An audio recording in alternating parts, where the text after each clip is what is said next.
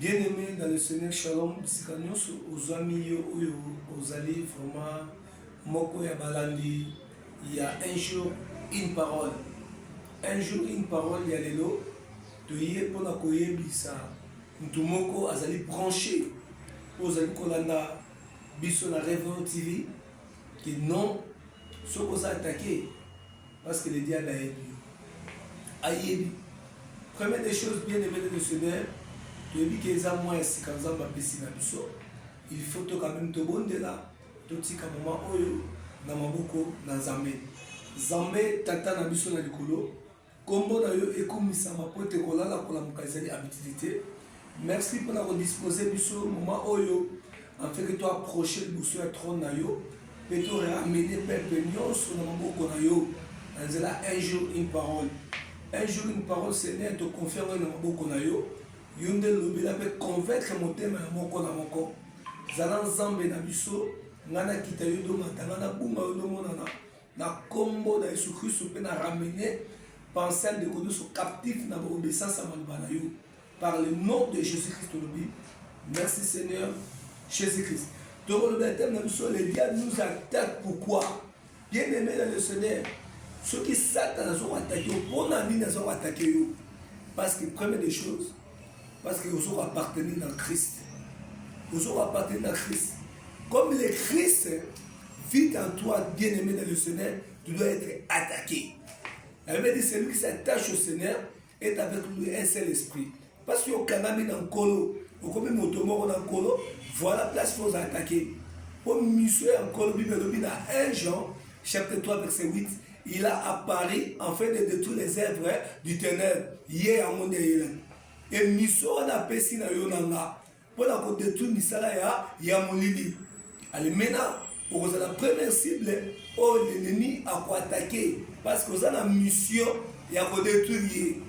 Il y a la mission ya ko gagner battu vers hier en fait il va dans la prisonnier na yi. Mais bien aimé mais biso mission la mission ya ko détruire et ça on liba biso a retika biso tranquillité.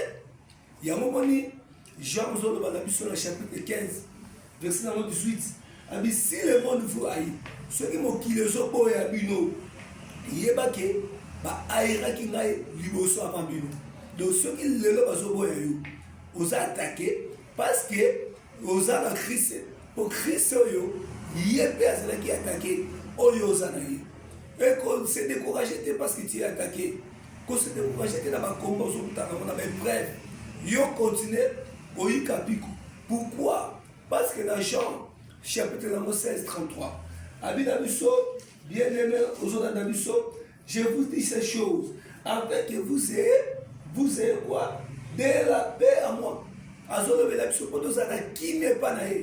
Vous aurez des tribulations. Bien-aimé dans le Seigneur, tu auras la tribulation, tu auras la poursuite dans le monde.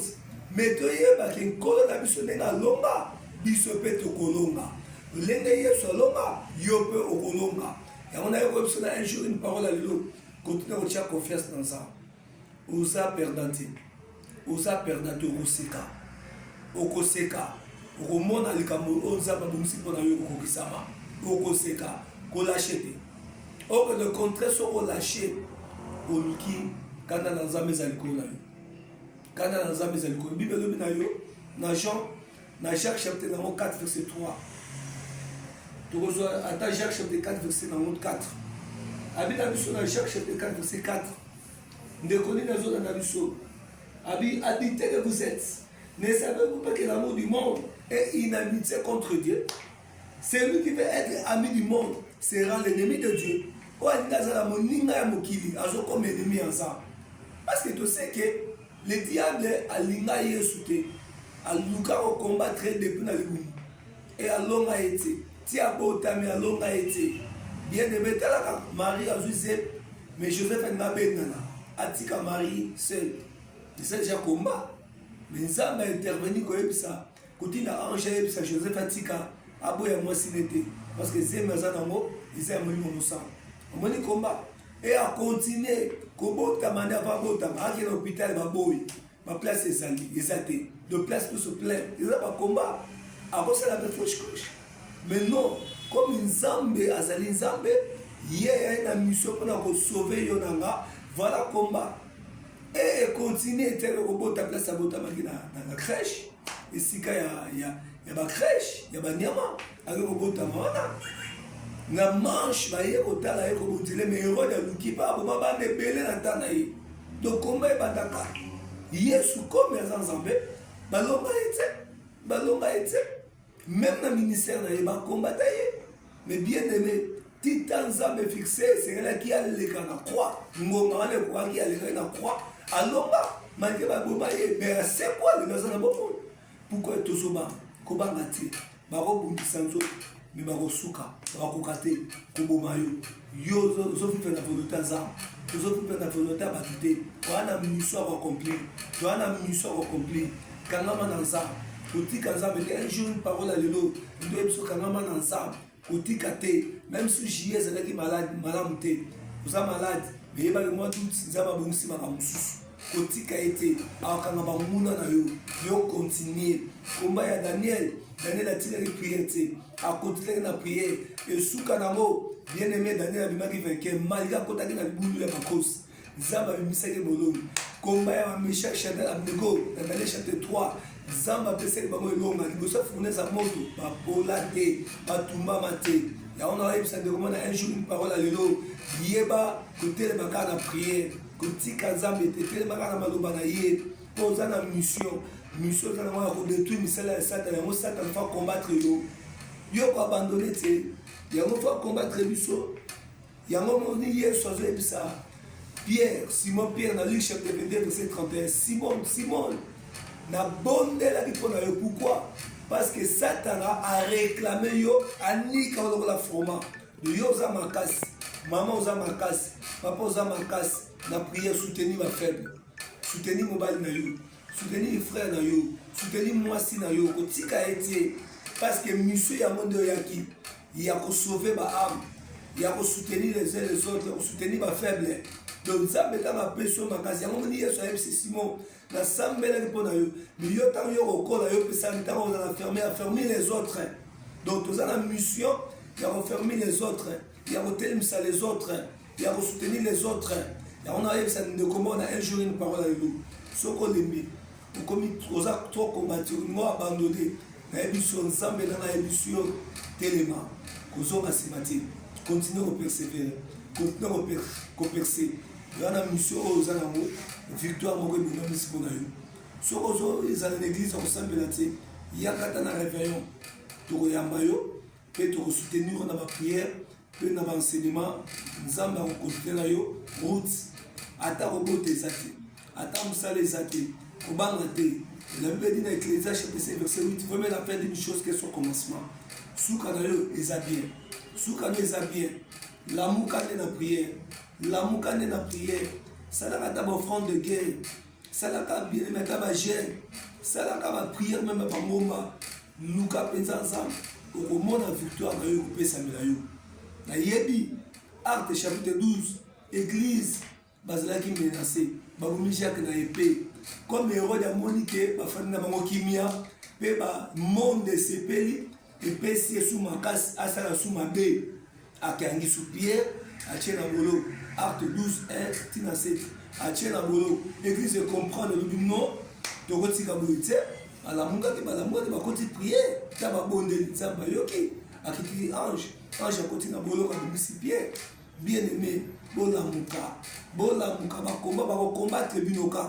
Va combattre le bisoka, le bisoto la mouka, to la mouka na prière, to la mouka na kolukansa, to la mouka na voya l'église, to la mouka na bagel, to la mouka na badine, to la mouka na baction de grâce, to la mouka na offrande de guerre, surtout la mouki, bien aimé dans le Seigneur, ba kolonga bisoté, bitumbe telemi, bisote la prière est telemi, bitumbe telemi, bisote l'offrande de guerre est telemi, to telema, to tikate.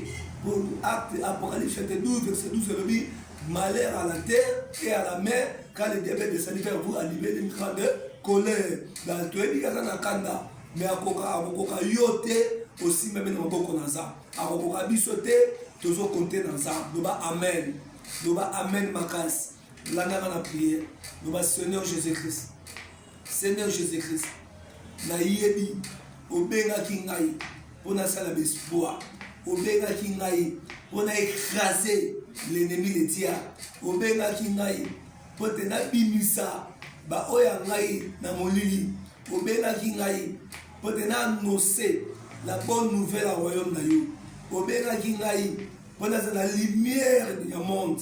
Obenga kingai yango na ngongo yo onyonso azotelemela ngai na mission na zanango azotelemela ngai na kombo na yo Yesu nasengi bokasi na yo latisa ngai détermination latisa ngai courage latisa ngai parole latisa ngai boyebi latisa ngai kimia na kombo na yo Yesu nandimi na kolonga nandimi bakolonga ngate nandimi na koachepe course na victoire nandimi na koseka nandimi nazali bénédiction mpona bato nyonso nandimi na kombo na Yesu satana koyi au nom de Jésus Christ nzambe apambola yo nzambe amono mpona déclaration tika mwa oyo ezala mwa ya bénédiction mpona yo mwa oyo ezala mwa ya réveil mwa dutu ezala mwa ya kolamuka mpenza